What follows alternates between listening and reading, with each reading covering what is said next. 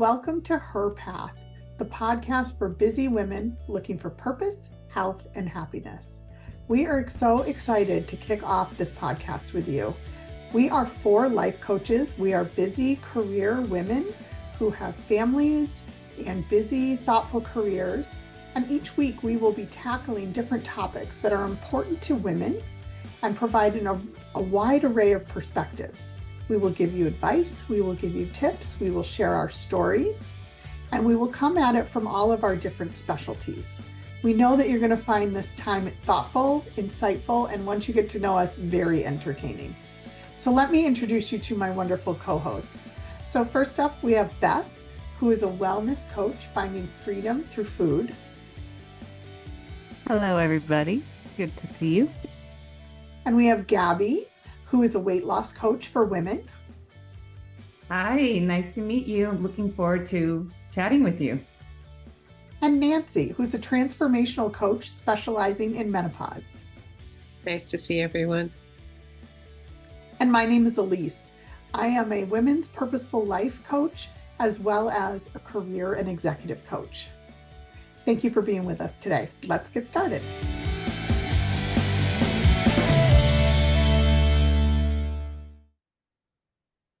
Welcome, everyone. This week, we're going to be diving into well-being, what it means, and how we get there. And first, before we talk about well-being, I want to share a couple of definitions that I found on the interwebs of what well-being is. One of the definitions is the state of being comfortable, healthy, or happy, a good or satisfactory condition of existence.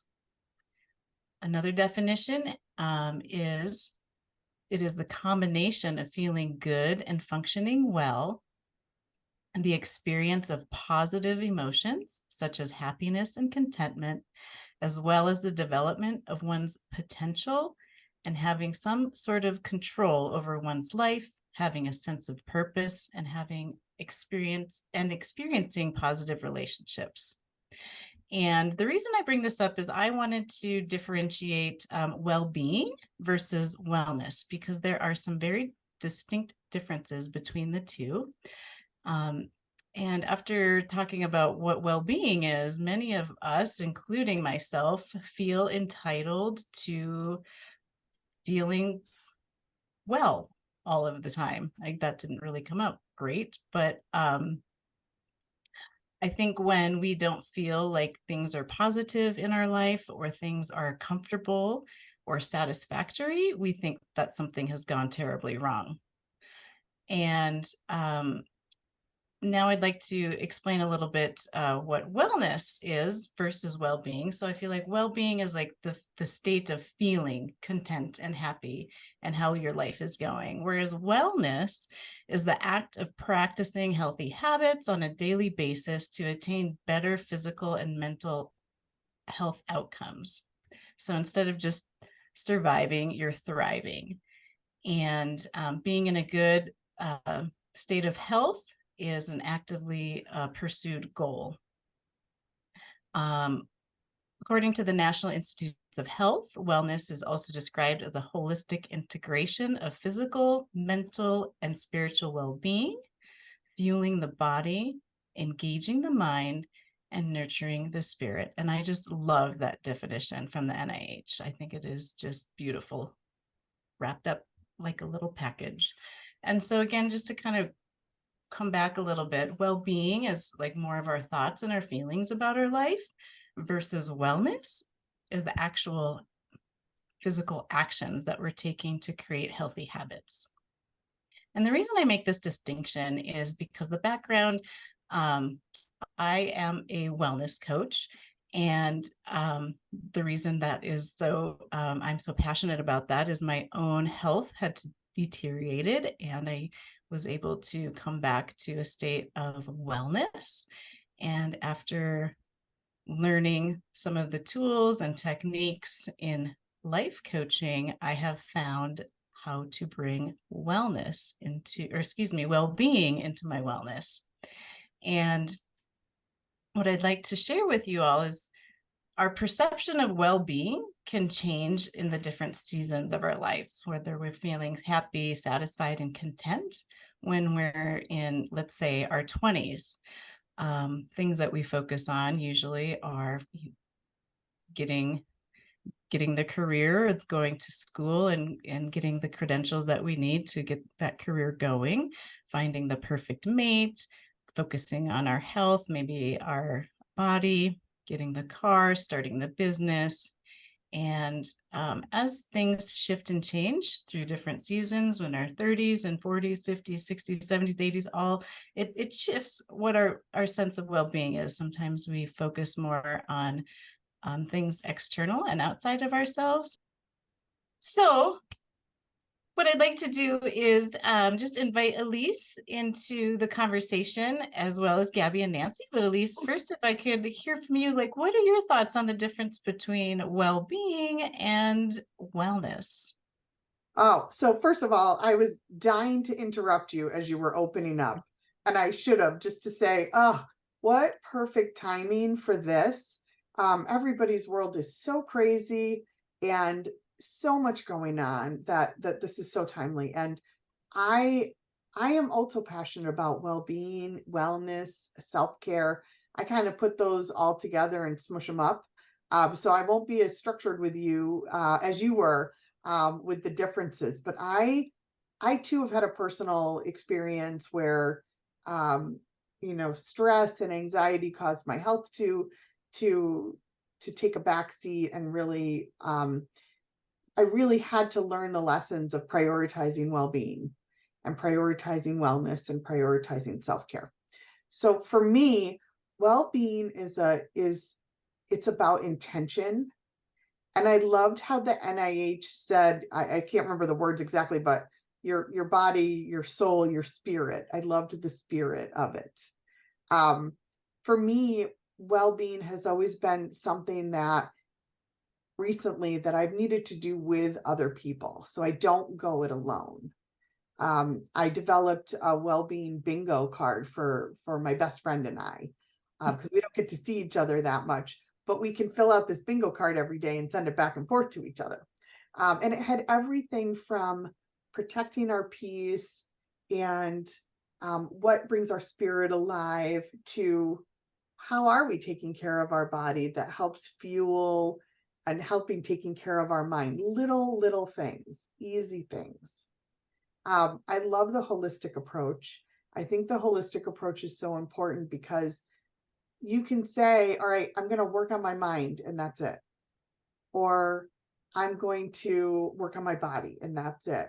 But that will not achieve well-being, because well-being, I think you said it well, it's a state of mind. It's an intention. It's how you show up for the world. I find diversity in activities is really important for me. So whether it's going for a walk with a friend and just chatting, or just having a cup of coffee with a friend, or, going shopping with my daughter, or spending time with my husband, wherever. The diversity of environments and diversity of people that I surround myself really makes a difference with well-being. When I am isolated and I don't have time to spend with the people I care about, it really impacts my sense of well-being. I think also what I've learned is that we have to prioritize this for ourselves. When we have the least amount of time, this is when we need it the most. And I think that's hard. It's all the well-being components are usually the first things that go out the window. Whether it's eating healthy, whether it's connecting with people, whether it's doing your workout or doing your exercise, the things that make up doing the meditation, doing the positive reinforcement, self-talk, those are things that go out the window first. And those are the things that we need to prioritize. Yeah, I agree with you, Elise. And I really love, Beth, how you brought up the kind of the different aspects of well-being and how they can overlap with actual wellness. Because definitely it is, I agree, it's an emotional experience, physically, it is something that we experience, and definitely social connections or disconnections can affect our sense of well-being. Because when thinking about this podcast and kind of trying to figure out, well, what exactly is well-being, just in layman terms, you know, it's an experience. It's for me, you know, I think it's more of a mental, like emotional experience, a sensation of being in your body. And you can say, is well-being a positive thing? Like, is it a happy or healthy feeling? And so I would say, yes, well-being is your sense of peace, your sense of emotional happiness, if you want to call it, physical, being comfortable in your body. And all of this, I think it's definitely a feeling.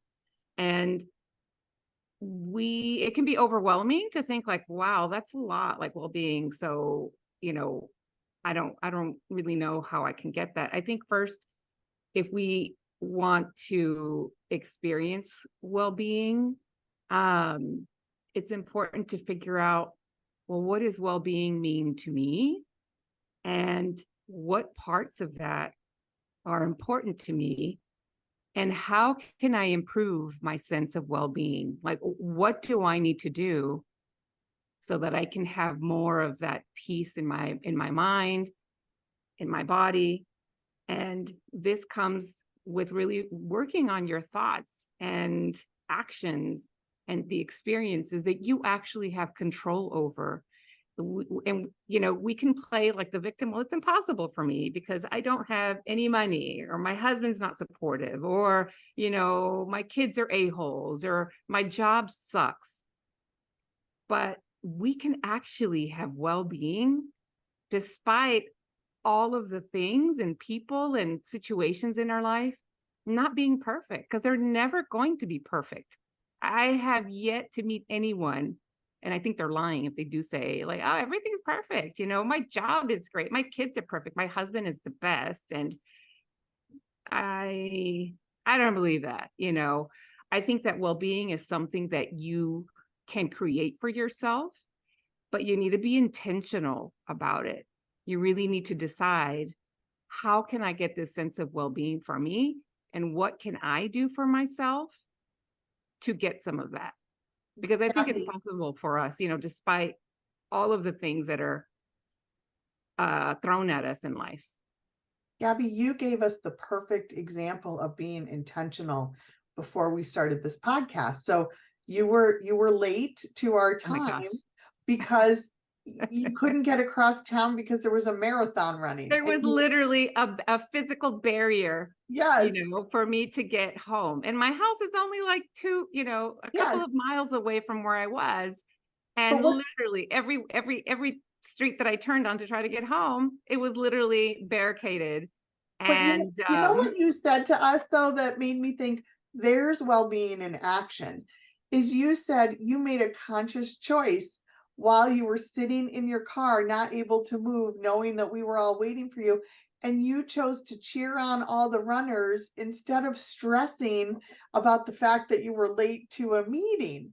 And well, you know what, actually, you know, that. I had that little, I always, you know, I give the example of like the little witch side of me and then like the little angel side. The witch side of me, don't you wish you could just mow those people over? You just have to get right over the street. Just like go right through it. You know, they'll get out of the way, you know, no one will notice. But then, of course, the other side was, come on, you like to run, you love to exercise. Look how happy these people are. You know, what's a few minutes late going to be? No one's going to die. It's okay. And then I had my 6-year-old in the back, you know, and of course, I didn't want to freak her out and, you know, look like a maniac, you know, trying to just, you know, get to the other side of the road.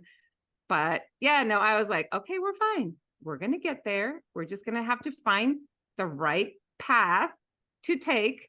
And it was a long one, longer, not the usual path that I take to get home, but everything was fine. You know, the old me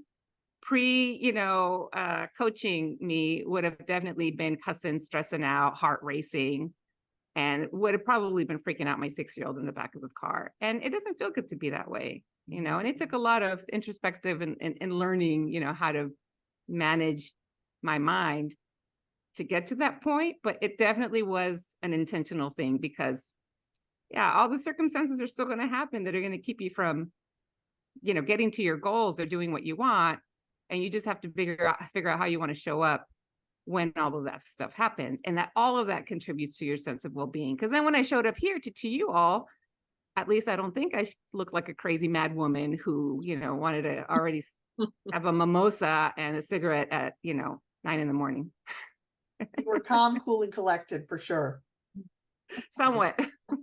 Definitely. Thank you, Gabby and Elise. And there's a common theme that you both shared with well-being, and that is intention, and being intentional of what that looks like in our lives and what it even is to, and also exploring our mind and our thoughts and what it is that we feel would work best for us. And I'm curious with you, Nancy, what your thoughts are on well-being Well, and what that looks like. well, it's interesting because, we've got so many aspects to our lives. And when I think about well-being and contemplate my own life, I'm always asking myself the question, okay, Nance, how are you? How am I? There's been times in my life when I have felt like a lot of rumblings of dissatisfaction, but I just didn't quite know what was off. And because I'm like a real visual person, I found an infographic called The Wheel of Life, which maybe we can link it to our show notes. But it breaks down our lives into about 10 different categories. And there are money and finances, career and work, health and fitness, like fun and recreation, your environment, your home and your work environment, your community, your family and friends, partner and love, personal growth and learning, and spirituality. And so it's seen as like this round pie shape with like little sections. And there are new like numbers on it. Like 10 is like you're living your best life. It goes down to 9, 8, 7, 6, all the way to 1. And 1 is like your life's pretty much in the dumpster in that area. And what you do is you just kind of get clear and be honest with yourself and give yourself a little dot in that area. And when you're done, you connect the dots and then you visualize it as a wheel and imagine riding on that wheel. And years ago, mine looked like seriously a flat tire because where I was in my life, the circumstances of my life, I wasn't taking care of myself at all. I was like, my parents, my kids, putting a lot of effort into that. And so for me, it was a really bumpy ride. And I think for most women, we've got a lot of plates that we keep spinning. So our wheels can really be off in areas, like good in some areas and not so good in other areas. Because we tend to have and take on a lot of responsibility and we leave ourselves out of the equation. My wheels changed over the years dramatically for obvious reasons, like my parents have passed, my kids are all grown. And so now I've had more conscious time to spend on myself and it's been more intentional. Years ago, I thought it was selfish to spend time on yourself, but man, perspective is huge. And I probably could have saved myself a lot of problems if I would have focused on me a little more. I think the tool is great for bringing awareness to areas in your life that you need support in. And from there, you can consciously create a path towards more well-being in that particular area. I love that you have a tool, and yeah, we'll definitely get that linked in the show notes to bring more awareness for folks that want to explore what well-being looks like in their life currently and what it could potentially look like when they focus on different areas. And I want to ask you, Nancy, in that time when you were really focusing on everyone else and not yourself, well-being may have looked different than it does now. Like it may have looked like having a glass of wine and eating a bag of Cheetos and watching Netflix on the couch, may or may not, I'm not sure. But that time when you were focusing on other people, and well-being looks different now than it did then. 100%. Yeah. I think I was kind of numb to myself because I was so focused, like the external focus. I wasn't really going inward, and that's what I really, really needed. But no, it's I see that. I see what happened, and no, it's all good about reflecting And you can only move forward when you're aware of, your habits and what you did. And I only did it to get through certain times. And no, it's all right. It's all good. Yeah. And I think it takes some aspect of knowing yourself better. And when we are younger, I think we're still kind of exploring, figuring out. I would say this probably for me in my 20s, still trying to figure out exactly what it was that I wanted as far as social, in my social life. Physically, I think I took a lot of that for granted in my 20s. I don't think I thought about anything as far as health related in my 20s. I think probably that's probably when I abused my body the most, when I was in my 20s, because there were very little repercussions at that time. Now that I'm in my mid 40s, every little decision, I totally feel it the next day. So, and our sense of well-being, I think it depends on how we are at that time and how well we know what our needs are emotionally, physically, even with society at large, where we fit in with the things that are going on.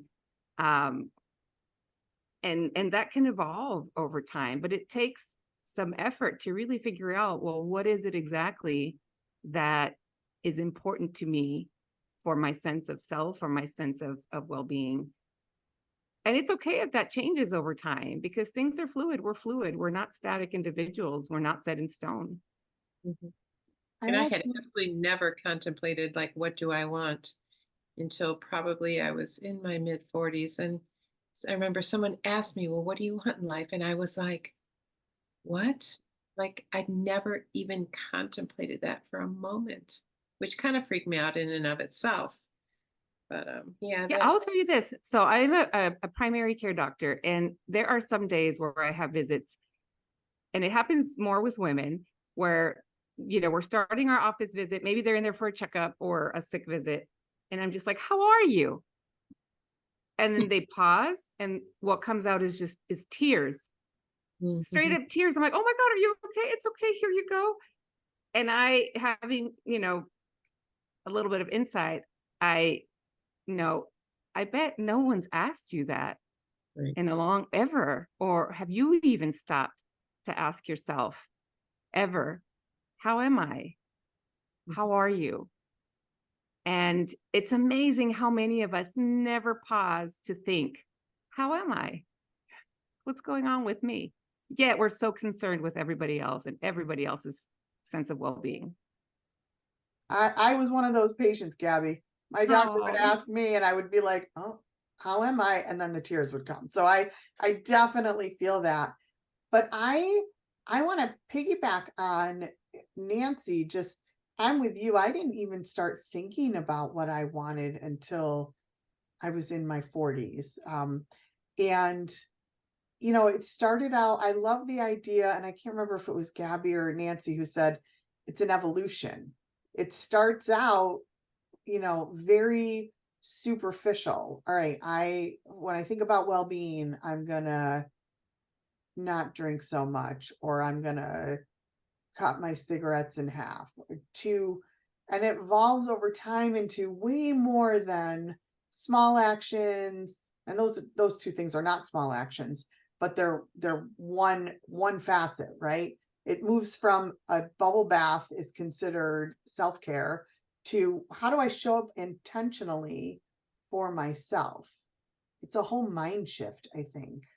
And it's sad that mostly happens later on in life. I mean, I applaud you, Gabby, that you actually started thinking about that in your 20s. I did not. And I would love for a movement to come where it's really baked into college, right? When you're in college, and if you go to college and you're looking at what is your life going to be, and taking the classes to prepare you for life, what about a well-being class? What about how do we take care of ourselves? I would love to see that kind of a movement occur. Yeah, that would be absolutely amazing. And I think that is happening right now in the self-development world. And I know that that will have a ripple effect, and hopefully be brought to our public school system. Would be incredible. And I keep hearing this common theme between all of us is like there's this intention and an awareness. And Gabby had mentioned, she didn't quite say it this way, but what I got from it is like you don't do better until you know better. And like you said, Elise, like if you had only known in your 20s, you know, to have like a tool like you have, Nancy, to be able to bring some awareness and put some intention into what does well-being look like for me. Well-being for me looks different than it looks like for each of you. And that can change as we grow and as our priorities and our values in life shift and change. That changes the well-being changes with that as well.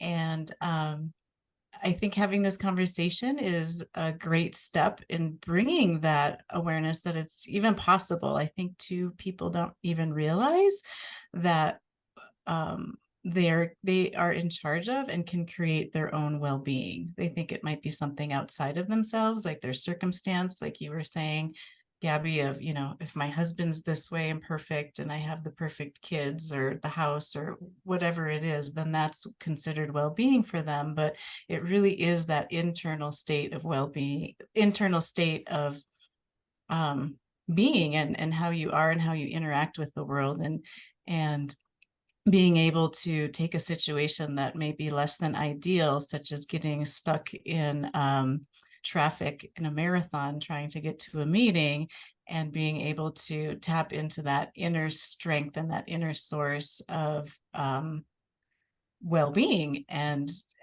being present with that and being intentional with yourself in those different moments.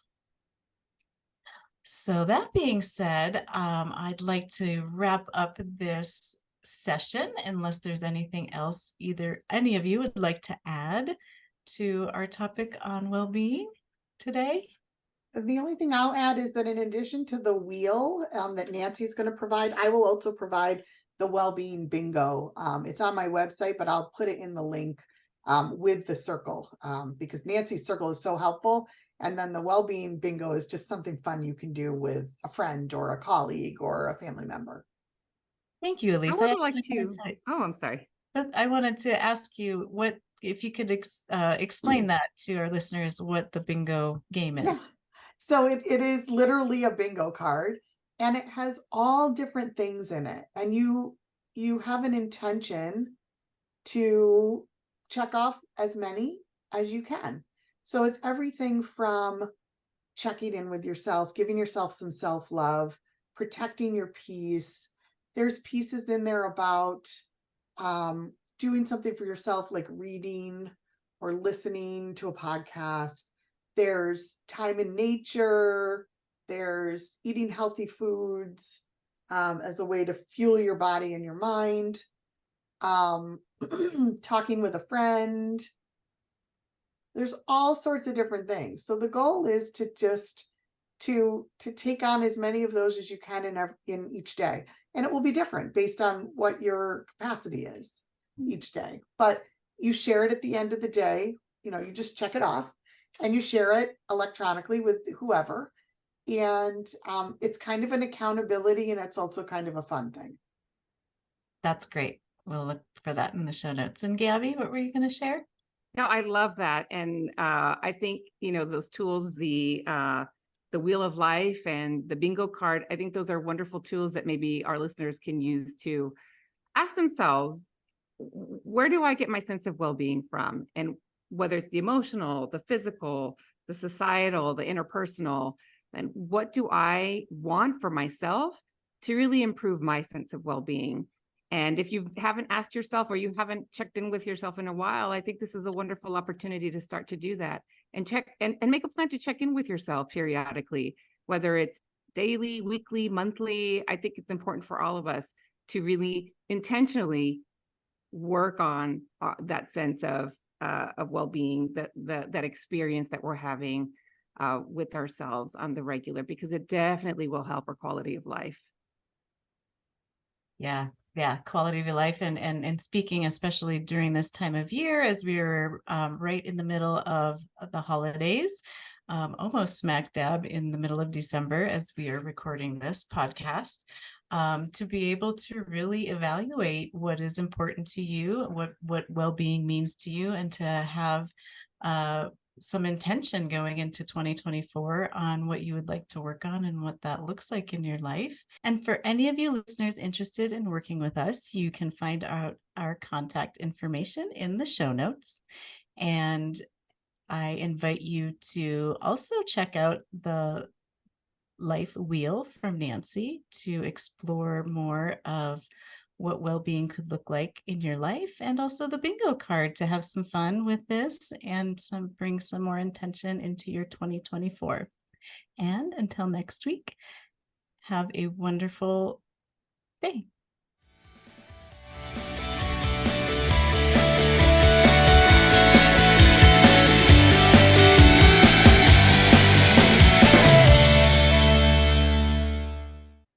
Hey, one more thing before we leave.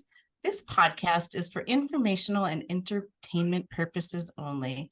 We are certified professional coaches, but this broadcast is not a substitute for medical or psychological advice. Okay, thanks for listening. See you next week.